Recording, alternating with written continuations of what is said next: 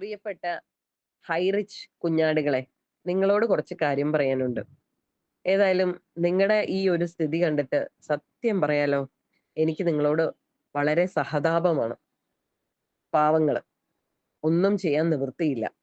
ഭീഷണികൾ അവിടുന്ന് തട്ടിപ്പുകാരുടെ ഭാഗത്തു നിന്ന് ഭീഷണി വരുമ്പോ എന്ത് ചെയ്യണമെന്നറിയാതെ സ്വയം സ്വന്തം ഐഡന്റിറ്റി, സ്വന്തം അഭിപ്രായങ്ങൾ, സ്വന്തം ചിന്തകൾ, സ്വന്തം തീരുമാനങ്ങൾ എല്ലാം അടിയറ വെച്ച് എന്തിന് സ്വന്തം ബ്രെയിൻ, തലച്ചോറ് വരെ പണയം വെച്ചിട്ട് അവര് പറയുന്ന അനുസരിച്ച് ജീവിക്കുന്ന നിങ്ങളോട് എനിക്ക്, അവരുടെ അടിമകളായി ജീവിക്കേണ്ടി വരുന്ന നിങ്ങളോട് എനിക്ക് സഹതാപം അല്ലാതെ പിന്നെ എന്തുണ്ടാവും?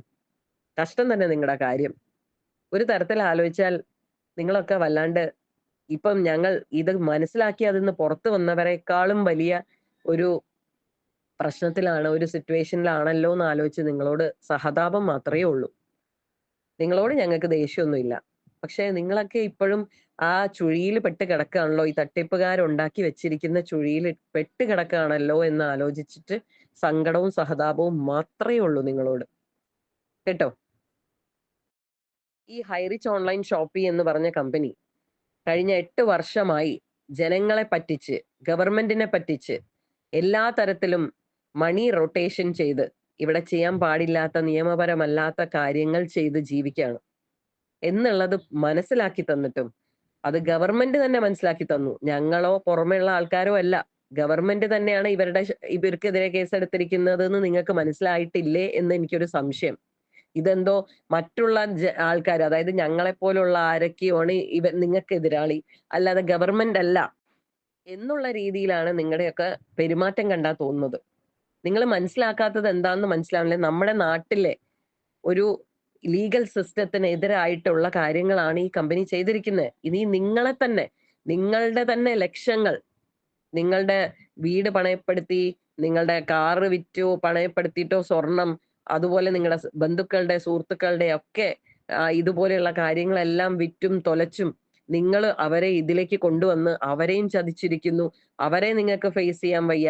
അവരെ ബുദ്ധിമുട്ടിലായിരിക്കുന്നു. അവരെ അവരോട് എങ്ങനെ അഭിമുഖീകരിക്കണം എന്ന് പോലും അറിയാത്ത രീതിയിൽ കഷ്ടപ്പാടിലും ബുദ്ധിമുട്ടിലും നിൽക്കുമ്പോഴും നിങ്ങൾക്ക് ഇപ്പോഴും സ്വന്തമായി ഒരു തീരുമാനം എടുക്കാൻ പറ്റുന്നില്ല. നിങ്ങളുടെ പണം ചെലവാക്കി നിങ്ങൾ ഈ കടിക്കണ പട്ടിയെ വാങ്ങിയതിനേക്കാളും വലിയ ദുരിതമാണല്ലോ നിങ്ങൾ അനുഭവിക്കുന്നതെന്ന് ഞാൻ ആലോചിക്കുക.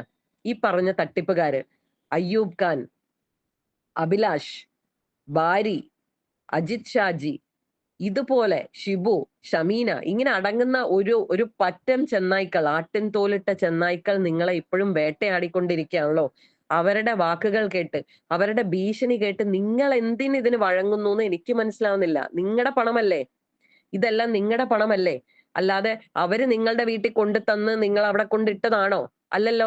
നിങ്ങളുടെ അച്ഛനോ നിങ്ങളുടെ അമ്മയോ അല്ലെങ്കിൽ നിങ്ങളോ തന്നെ കഷ്ടപ്പെട്ടുണ്ടാക്കിയ പണമല്ലേ ഇതെല്ലാം? നിങ്ങളുടെ കുട്ടികൾ, നിങ്ങളുടെ കുടുംബം അനുഭവിക്കേണ്ട പണം. അത് കണ്ട തെമ്മാടികൾക്കും തട്ടിപ്പുകാർക്കും കൊണ്ടുകൊടുത്ത് ആ തട്ടിപ്പിന് ഇരയായി ഇപ്പൊ 1 വർഷമായിട്ട് ബുദ്ധിമുട്ടുകൾ അനുഭവിക്കുന്നു. ഇത്രയും കഷ്ടപ്പാടുകൾ അനുഭവിച്ചിട്ട് കൂടെ ഈ പറഞ്ഞ രാക്ഷസന്മാരുടെ ഈ പറഞ്ഞ ഭീഷണിയും അവരിൽ നിന്നുള്ള ഈ മാനസിക പീഡനവും അനുഭവിക്കുന്നല്ലോ നിങ്ങൾ എന്നുള്ളതിൽ എനിക്ക് നിങ്ങളോട് സഹതാപം മാത്രമേ ഉള്ളൂ. ഇനിയെങ്കിലും നിങ്ങൾ മനസ്സിലായി വന്നില്ലെങ്കിൽ നിങ്ങൾ ഇനിയും പടുകുഴിയില് തട്ടിപ്പുകാരുടെ കയ്യിൽ പെട്ടുപോകും. അന്ന് അയ്യൂബ് ഖാൻ പറഞ്ഞില്ലേ എന്റെ കമ്മ്യൂണിറ്റിയാണെന്ന്. ശരിയാണ്. ഇപ്പൊ നിങ്ങൾ ഈ പറഞ്ഞ പോലെ അയ്യൂബ് ഖാന്റെ ഒരു വാക്കും കേട്ട്, അവരുടെയൊക്കെ ഭീഷണി കേട്ട് നിങ്ങൾക്ക് സ്വന്തം തീരുമാനം എടുക്കാൻ പറ്റാതെ നിങ്ങൾ അവരുടെ അടിമകളായി പോയി അവരെ പറയുന്ന അനുസരിക്കുന്നെങ്കിൽ നിങ്ങളൊക്കെ അവന്റെ കമ്മ്യൂണിറ്റിയാണ്. നിങ്ങൾ അവന്റെ അസറ്റായി മാറിക്കഴിഞ്ഞിരിക്കുന്നു. അവൻ ഇങ്ങോട്ട് തിരിയൂന്ന് പറയുമ്പോ അങ്ങോട്ട്, ഇടത്തോട്ട് തിരിയൂന്ന് പറയുമ്പോ ഇടത്തോട്ട്, വലത്തോട്ട് തിരിയൂന്ന് പറയുമ്പോ വലത്തോട്ട്, മിണ്ടാതിരിക്കൂന്ന് പറയുമ്പോ മിണ്ടാതിരിക്കുന്നു. ആരും പറയുന്ന കേൾക്കണ്ടെന്ന് പറയുമ്പോ നിങ്ങൾക്ക് നിങ്ങളുടേതായ ഐഡന്റിറ്റി ഉണ്ടോ? നിങ്ങൾക്ക് നിങ്ങളുടേതായ അഭിമാനമുണ്ടോ? വല്ലതുണ്ടോ? നിങ്ങളുടെ ഹാർഡ് ഏൺ മണി അവിടെ കൊണ്ടുകൊടുത്ത് നിങ്ങൾ നാട്ടുകാരെ ചീത്തയും കേട്ടിട്ട് ഇവന്മാര് പറയുന്ന ഭീഷണിക്ക് വഴങ്ങാൻ നിങ്ങൾക്ക് നാണമുണ്ടോ? എങ്ങനെയെങ്കിലും പോയി ജീവിക്ക്. എന്തായാലും നിങ്ങളോട് സഹതാപം മാത്രമേ ഉള്ളൂ. എന്നെങ്കിലും ഇതൊക്കെ മനസ്സിലാക്കി തിരുത്തിയാൽ നിങ്ങൾ വലിയ വലിയ ഒരു തട്ടിപ്പിൽ നിന്ന് വലിയ തട്ടിപ്പിലേക്ക് ഇനിയും വീഴാതിരിക്കും. ഈ കമ്പനി ഞങ്ങൾ ആരും തകർത്തതല്ല. ഞങ്ങളെ കൊണ്ട് അത് തകർക്കാൻ സാധിക്കില്ല.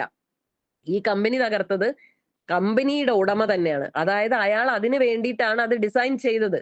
ഈ കമ്പനി തുടങ്ങിയപ്പോ തന്നെ അത് 4 വർഷം കൊണ്ട് തീരുന്ന രീതിയിലാണ് അയാൾ ഡിസൈൻ ചെയ്തത്. പിന്നെ എങ്ങനെ 8 വർഷം നടന്നു എന്നുള്ള ചോദ്യം ഇപ്പൊ നിങ്ങളുടെ മനസ്സിൽ വരും. 8 വർഷം നടന്നിട്ടില്ല.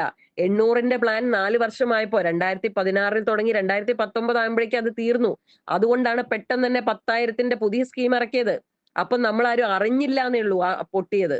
സാധാരണ 4 വർഷം ആകുമ്പോഴേക്കും പല കമ്പനികളും മുങ്ങിപ്പോവും. ഇവിടെ പ്രതാപൻ അതിനേക്കാളും അതുക്കും മേലെ ബുദ്ധി ഉപയോഗിച്ചു. കുരുട്ട് ബുദ്ധി. അവൻ അത് എന്ത് ചെയ്തു? പുതിയ പ്ലാൻ ഇറക്കി. നമ്മുടെ ആ കമ്പനി വളർന്നു, മറ്റേതായി മറിച്ചായി എന്ന് പറഞ്ഞപ്പോ നമ്മൾ മണ്ടന്മാര് പിന്നെ അതിലേക്ക് തലയും കുത്തി വീണു. അപ്പൊ നമ്മൾ 10,000 രൂപ പിന്നെയും കൊണ്ട് കൊടുത്തു. അവന് ഇഷ്ടം പോലെ കോടികൾ കൊണ്ട് കൊടുത്തു. പിന്നെയും 4 വർഷം സുഖമായി പോയി. അങ്ങനെയാണ് 8 വർഷമായത്. 8ാമത്തെ വർഷം അവൻ 8,000ന്റെ സ്കീം റെഡിയാക്കി വെച്ചിരുന്നു. അത് ഇറക്കാൻ പറ്റിയില്ല. അപ്പോഴേക്കാണ് കമ്പനി തീരുമെന്ന് മനസ്സിലായപ്പോ GSTയുടെ നോട്ടീസ് ഒക്കെ വന്നപ്പോൾ അയാള് OTT എന്ന് പറഞ്ഞ വലിയൊരു ചാകര വഴി പണം ഉണ്ടാക്കി രക്ഷപ്പെടാൻ നോക്കി. അതും അയാൾക്ക് പറ്റിയില്ല, മുങ്ങാൻ പറ്റിയില്ല. അതുകൊണ്ട് മാത്രമാണ് അയാൾ ഇപ്പൊ അകത്ത് കിടക്കുന്നത്. ഈ സിറ്റുവേഷൻ ഈ കമ്പനിക്ക് ഉണ്ടായത്. ഇല്ലെങ്കിൽ ഈ സിറ്റുവേഷൻ ഉണ്ടാവാൻ പോകുന്നത് ഇവിടുത്തെ ഈ പറഞ്ഞ അയ്യൂബ് ഖാൻ ഇവരെയൊക്കെ അകത്ത് കിടക്കുമായിരുന്നു. അവര് സുഖിച്ച് യൂറോപ്പിലും, നമ്മളൊക്കെ കഷ്ടപ്പാട് കുറെ എണ്ണം മണ്ണിനടിയിലായിട്ടുണ്ടാവും, നിങ്ങൾ ഓരോരുത്തരടക്കം. അതിന്ന് ഇപ്പൊ ഒരു മാറ്റം വന്നത് 270 കോടിയെങ്കിലും നമ്മൾ ജനങ്ങളുടേത് ഗവൺമെന്റ് പിടിച്ചു വെച്ചിരിക്കുന്നത് ഈ പറഞ്ഞ ആൾക്കാർ ഒരു സമയത്ത്, ഈ നിങ്ങൾ നെഗറ്റീവുകാരെന്ന് പറയുന്നവരോ വത്സനോ അനിൽ അക്കരയോ ഒക്കെ ഒരു സമയത്ത് ആക്ട് ചെയ്തത് കൊണ്ടാണ്.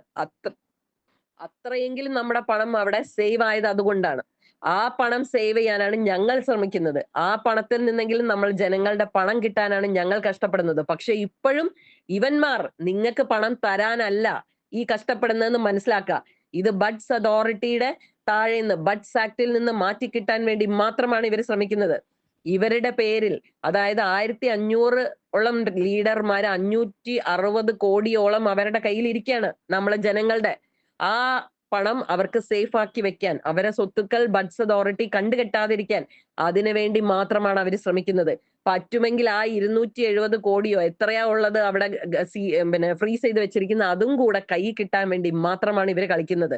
എന്നിട്ട് ഇനി അടുത്തൊരു തട്ടിപ്പ് കമ്പനി തട്ടിക്കൂട്ടാനാണ്. അല്ലാതെ നിങ്ങൾ ആരെയും രക്ഷിക്കാനോ നിങ്ങൾക്കാർക്കും പണം തിരിച്ചു തരാനോ അല്ല എന്ന് മനസ്സിലാക്കിയാൽ നിങ്ങൾക്ക് കൊള്ളാം.